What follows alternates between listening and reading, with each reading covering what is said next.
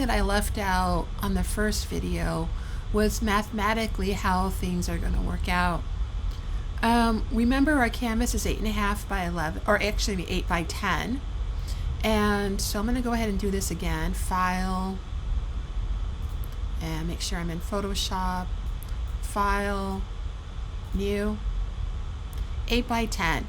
Now, in the example, I did the math for you, but we're going to do a vertical alignment because we're going to check a look to see what happens if you put in an 8 by 10 and a vertical alignment, how it mathematically doesn't work out.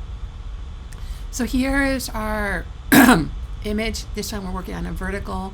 The first one was a horizontal, and it worked out really well. So I'm going to go ahead and do the same thing I did before. 5, I drag down from the top, I make my guides, and 4. And I'm going to go ahead and place my main image. So File, Place Embedded, and I have my assets, now front. Here's my main image, and here it is, but it covers over almost all of my canvas. Now you want to be able to show your image, and we have our guides.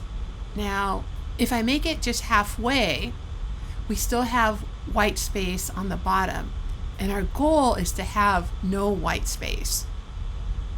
And mathematically it's just not going to work out to have a large image, or as large as we can get it. And how are we going to put the diagram and also the setup? It won't work. So please be aware of that when you choose. If we have a vertical image on a horizontal plane, it's going to work.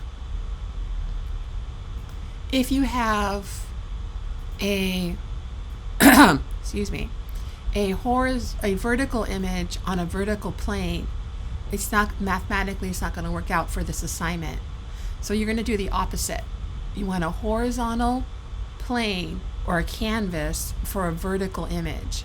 Please keep that in mind when you work out the math on this assignment. All right, I look forward to seeing what you come up with.